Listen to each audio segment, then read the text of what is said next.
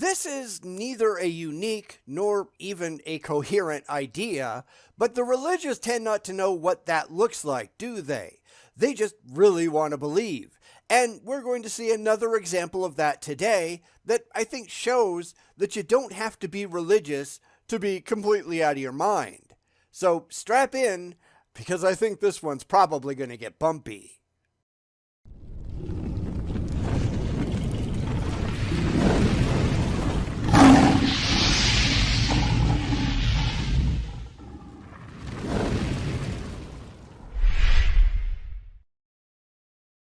We're back for the last part of PhilosophyToons' take on the ontological argument.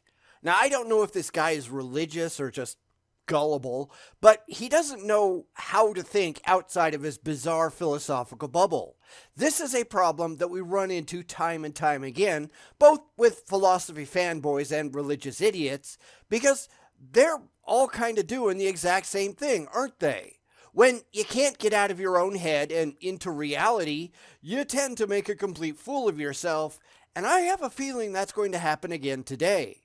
So let's go see, shall we? When he actually puts his painting on a canvas, this image now exists in reality and still exists in the painter's mind. So what? I mean, maybe I'm not remembering the last part of this very well, I don't know, but I'm not sure what he's trying to get at or how any of this applies to any gods. Because having the concept of a god in your head doesn't make that god real. And the only way for it to exist in reality is for it to be evidentially supportable, which no gods are. So maybe I'm just missing his point here. I don't know. But I guess I have to give him the benefit of the doubt and see where this goes.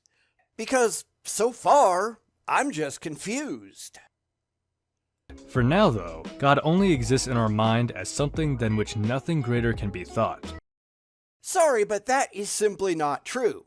Now, granted, that's the story that the religious tell themselves, but I can think of things far greater than the Christian God, or any other God really, which is what this guy is trying to prove. You know, a God that didn't create hell. It didn't create sin. It isn't after attention. It didn't command genocide. It didn't permit slavery. The list is very, very long.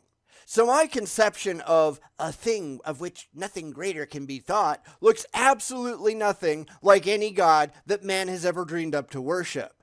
And the thing in my head isn't actually real. This is why you can't just philosophize your way to reality. But I'm sure that's where we're headed, right?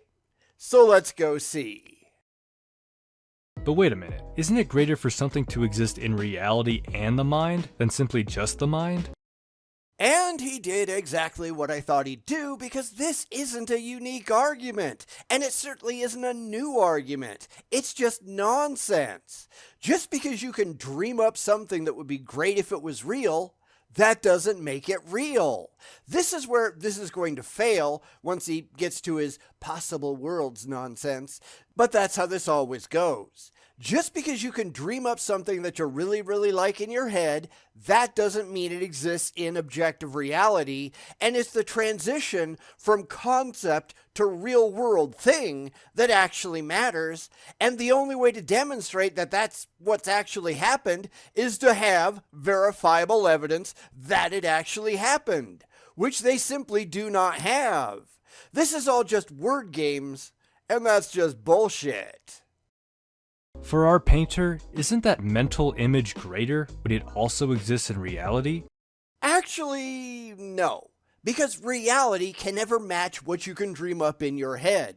That's why books have a much greater impact for a lot of people than movies do. Because there's no way in hell to get anything on the screen that remotely matches the best that you can invent for yourself. That's why the God image that I have in my head is so much better than any God that anybody else has ever made up, at least supposedly in the real world. My gods are better than your gods because my gods aren't dicks. Why is that such a problem for you? Oh, right, because the whole purpose of your gods is to make money for your churches and to get your religion power and influence. Your gods are assholes on purpose. That's why I don't take your gods seriously. and neither should you. So why do you? Therefore, it's greater to exist in both the mind and reality than just the mind. But better means nothing if it's not actually. This is where things go sideways because you don't get to just wish your imaginary friend into reality. You have to show that they actually exist, and they're not even trying. That's why they play these silly word games, because that's about all they've got. So the God that I just made up in my head, would it be cool if it was actually real? Sure, maybe, but that doesn't mean anything though, any more than it means anything when the religious just fantasize their imaginary friends into existence. They either exist or they don't. Nothing else matters. It would be nice doesn't get you anywhere. Granted, they're not trying to discover if their gods are actually real, because they don't care about that at all, do they? They're just trying to talk the stupid and gullible into believing, and paying them for the privilege. And that's just dumb. But there's so many mental images we can think of that do exist in reality, like the video game Concord. That existed in the game developer's mind, and now it exists in reality, and is therefore greater than any thought existing just in the mind.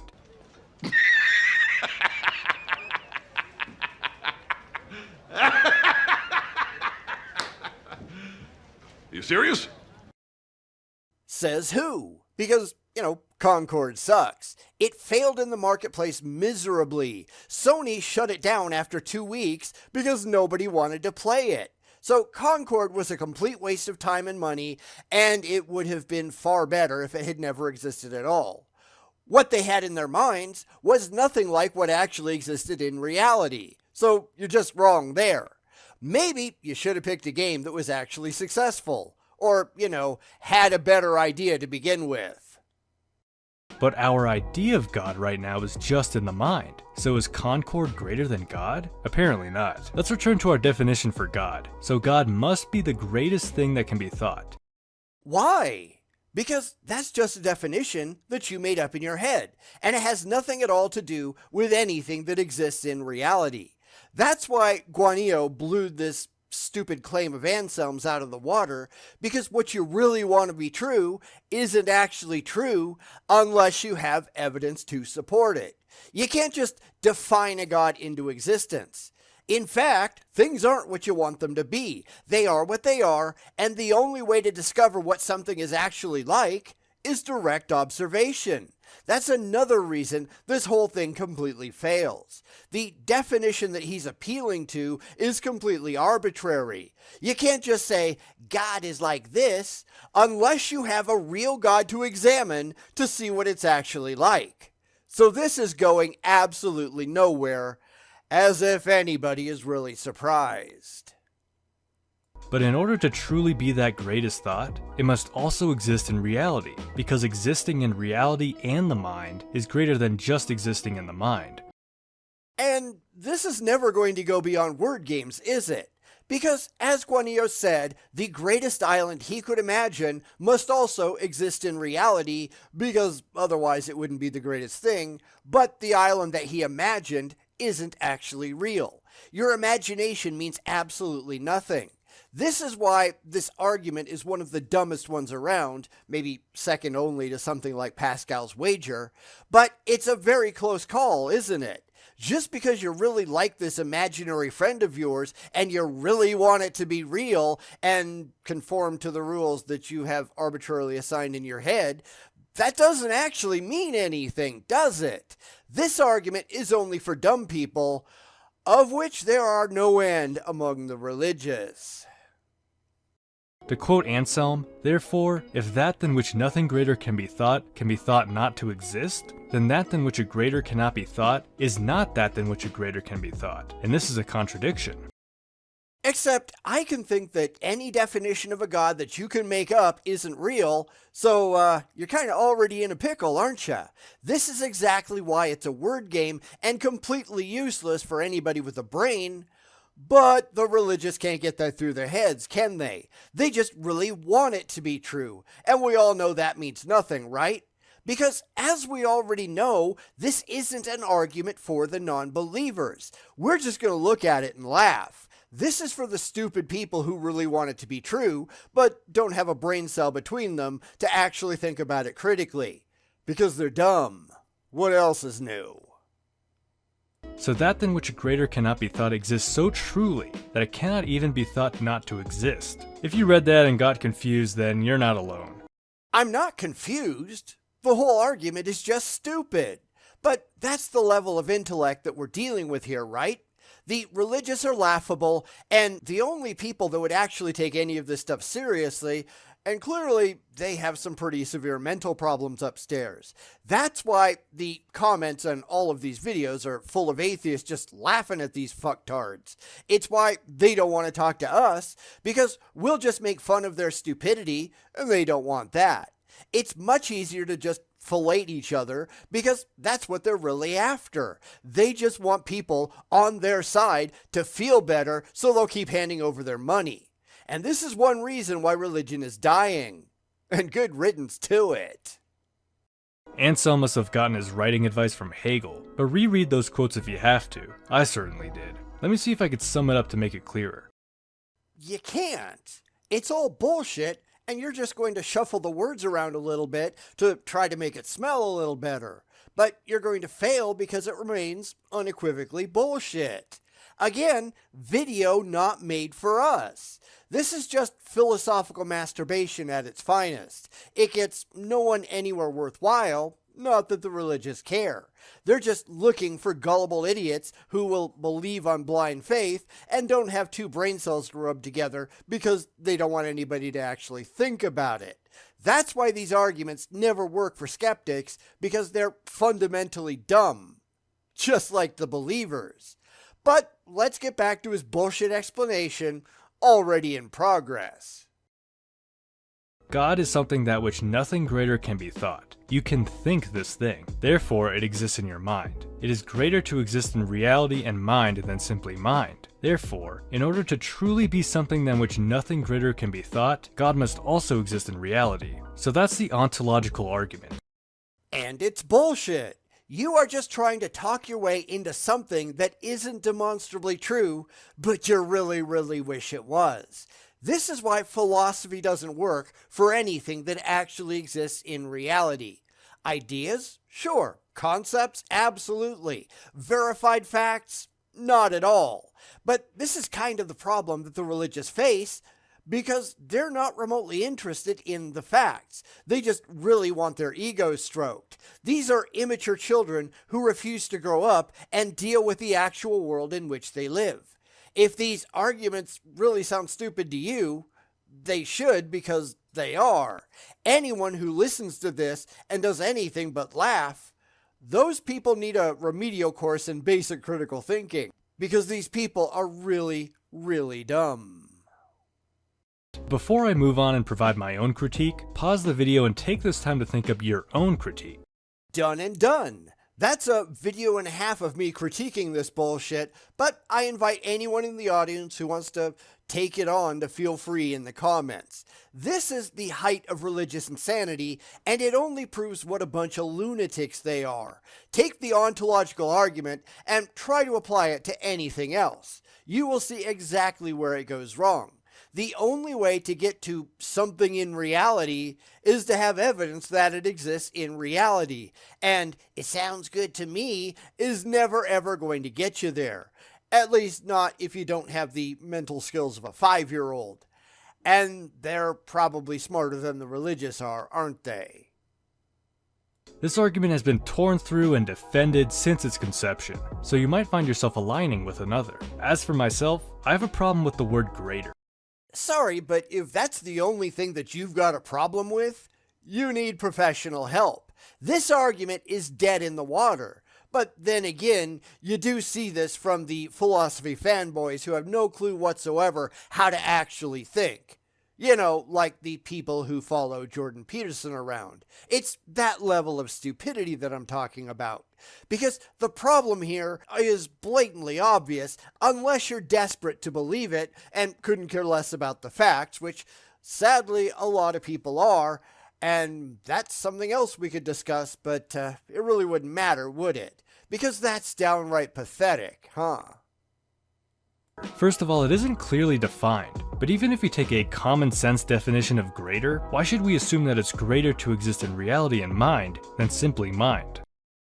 This argument is aimed straight at the religious who are going to think of all the crap that they've heard from the pulpit because that's what they've been brainwashed into. So when the apologist says God to the people in his insular little bubble, they're all primed to think the same kind of thing, and using greater as a descriptor is purposely vague enough to allow them to imagine it however they wish.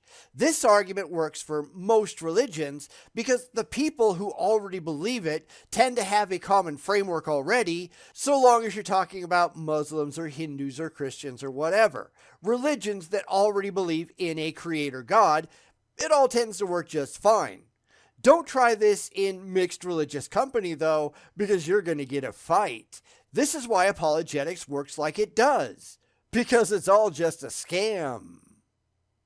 Let's use Anselm's example of the painter. In his head could be this beautiful goddess with no imperfections. Yeah, that picture isn't going to get you there. And this too is why they don't define God any closer than they do. Because everyone is going to have a slightly different view in their heads of what this perfect God is going to be like. So long as people don't try to hash it out, they can all imagine whatever they wish. But again, that doesn't make it real.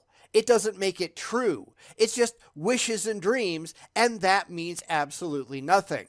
Now, I'm trying not to repeat myself too much because I figure we've already blown Anselm completely out of the water, but hey, let's see what his supposed objection is. I bet it's not the massive gaping holes that we've already blown through this nonsense, but hey, let's wait and see. But when he actualizes it in reality, it could turn out terribly. Actualizing something means to put it in the restraints of reality. It can't be as wildly creative as you had in your mind. No, but your imagination has nothing at all to do with the real world. Saying, wouldn't it be cool if this thing was real, means nothing at all unless that thing is really real and demonstrably so. So you can put your imagination away because it means nothing at all. Try starting with reality, not with your wishes and dreams, because those things are completely useless to anyone with a brain. But that's just my own critique, and that's the video. Comment below your own thoughts on the ontological argument, and be sure to subscribe, like, and share this video if you want to support the channel and get more philosophy content. Yeah, no. If this is the kind of content that you're throwing out there, hard pass, because this was just painfully dumb. This is what happens when you don't bother to think intelligently about the words coming out of your mouth, and this tends to happen to people who focus on one thing to the exclusion of all else. That's why the religious are such lunatics. They see faith as a one-size-fits-all solution to absolutely everything, and they're wrong. And the same thing goes for philosophy. The people who spend all of their time noodling their navels, those are the people who tend to come to the worst conclusions because they don't actually know how to live in the real world. The real world doesn't play by your mental rules. You mean nothing. Reality is what it is, whether you like it or not. All of your syllogisms and wishful thinking don't mean a damn thing to reality. You're just wasting your time, and ours as well, and I, for one, I'm just tired of it. Anyhow, what did you think of this nonsense? I've got no idea if this guy is religious or not. I don't think he ever said one way or the other.